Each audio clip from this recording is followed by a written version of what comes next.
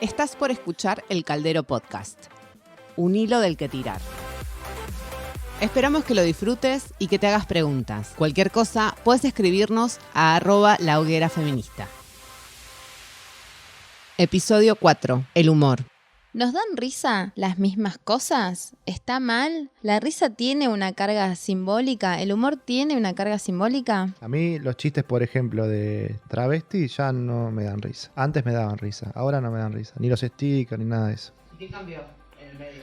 Conocer gente travesti, trans. ¿Qué es el humor? ¿Qué es el humor? ¿Qué es el humor? Para mí es poner algo donde no va. Pero hay chistes que son Eso dice zarpados, Dolina, pero pará, son- eso dice Dolina. Dolina dice que el humor es zarpados. agarrar un concepto y darlo vuelta para que quede desubicado. O sea, en un lugar donde no pertenece. Entonces, y después tiene una estructura. Preparación, remate. Si eso funciona, yo me río. Después, por ahí la pienso y digo, ay, no, se fue a la mierda. Pero hay algo como en el humor que es como muy instantáneo, que toca una fibra, como la música, como un montón de cosas, que para mí tiene un reflejo. Y ese reflejo, si funciona, activa algo, digamos. Y Pero bueno, hay después entran chistes para vos cosas. que no tengan carga simbólica. ¿Qué chiste no tiene una carga simbólica? Para mí todo tiene una carga simbólica, no solo los chistes, todo tiene un simbolismo, todo tiene una simbología, tiene un contenido, todo lo tiene, sin dudas que todo lo tiene. Después están pero pasa que después están las varas personales que uno le pone a eso, los parámetros personales, qué me ofende a mí, cuáles son mis límites y qué es lo que yo creo que debe hacerse. Yo creo que va por los dos lados, ¿no? Como a nivel personal creo lo que dice Gastón, que hay una cuestión que es espontánea, que es automática, pero también hay temas, como tiene que ver el género, al menos en mí, que estoy involucrada a nivel muy personal, ¿no? Con distintas luchas, ¿no? Que con la comunidad LGBT, con las mujeres, ¿no? Entonces, en mi consciente, realmente en mi consciente, cuando hacen un chiste que tenga que ver con ciertas situaciones, por supuesto no con todas, empatizo tanto que no me genera la risa instantánea, automática. Pero es con temas particulares y que tienen que ver con los que yo más empatizo. Para mí es repudiable por más que el chiste lo cuente Dolina o el que sea y está agrediendo a alguien que no debería. Entonces como que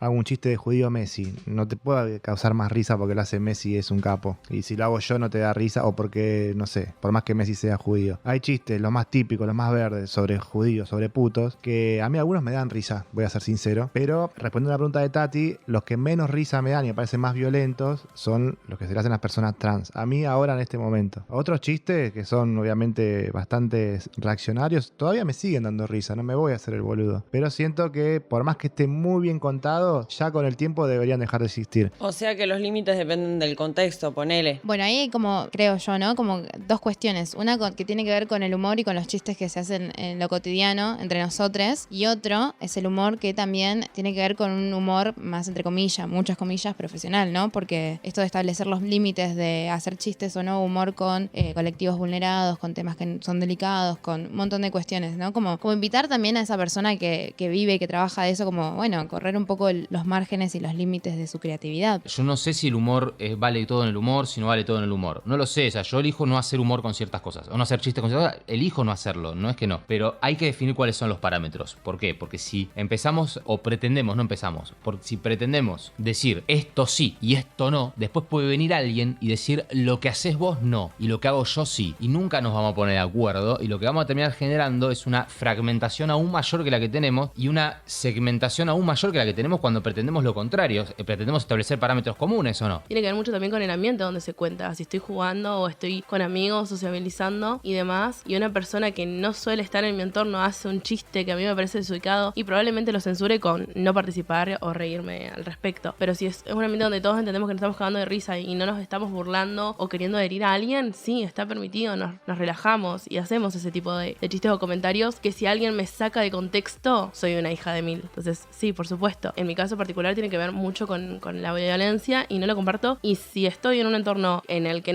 generalmente no estoy y veo que todos se están riendo de algo que para mí no es para nada gracioso, sí pongo palabra de, che, esto no está bueno. O simplemente no participo. Y ya marcarle que ese chiste para mí no está bien, porque si no, sí considero que se va a seguir reproduciendo. Entonces, mi responsabilidad o mi sensación no me permite reírme e incluso si siento que necesito ponerle palabra, lo digo. Escuchando un poco todas las posturas, a mí lo que se me viene a la cabeza es que tal vez los límites los tenemos que trabajar socialmente como en base, no sé, a los valores de alguna forma, porque si no, o sea, el día de mañana nos podemos reír de la pedofilia y está bien, como ese trajo un ejemplo que ataca por ahí a un grupo, pero esto es como más amplio. Ataca a los niños. Entonces, o sea, como país tal vez debemos fijar límites. O sea, hay cosas de las que que no debería, en nuestros valores deberíamos pensar que está mal, pero ¿cómo se llega a una construcción en la que se puedan definir estos límites? Cuando hablamos de los valores entramos también en una cuestión ética, recontra moral, ¿cómo hacemos como país? Porque también nos dejamos ser un país inmerso en este continente, en esta cultura que se comparte con un montón de personas. Y en una coyuntura. En una coyuntura, la globalización, hay un montón de temas y de aristas que se abren con el tema del humor, pero también está bueno poder conversarlo y dialogarlo, porque si no también queda en esto de nuevo del humor de ellos, el humor de ellas, y que hay en el medio, ¿no? Como si tenemos un humor en común, y hay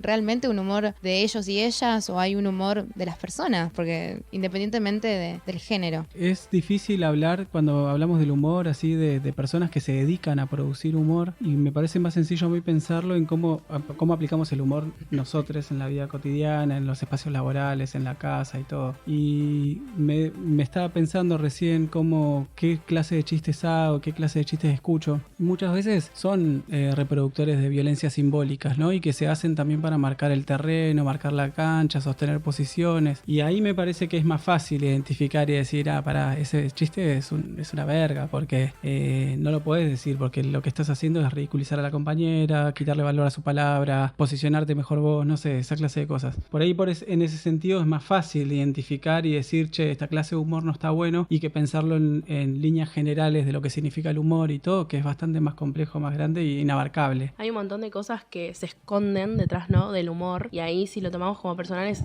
esta persona o yo utilizo el humor para bardear o atacar a una persona constantemente, o sea, mi humor siempre tiende a, y ahí reflexionar, porque sí hay un montón de cosas que detrás de, pero te lo estás tomando muy personal, era un chiste, boluda, me lo estás diciendo. Entonces, sí, ¿cuánto de verdad hay en tu humor o cuánto no? ¿Cómo lo estás usando? Es súper ocupado reflexionar con respecto a eso, como menciona Lean. A veces en rondas de varones que participo, pasa el tema del humor que se usa como una estrategia para evadirnos, ¿no? También cuando queremos hablar de un tema que nos resulta difícil, todo, bueno, la manera más fácil de evadir es empezar a hacer chistes y cosas así, y tratar de rodear el problema y no llegar a él, que es otra forma en la que usamos los varones el humor. Yo lo veo bastante seguido, que cuando tenemos que hablar de eso huimos un poco de algo que nos implique mostrar vulnerabilidades y cosas. Nos resulta a veces más fácil decir las cosas a través de un chiste que decirlas de manera más asertiva, ponele.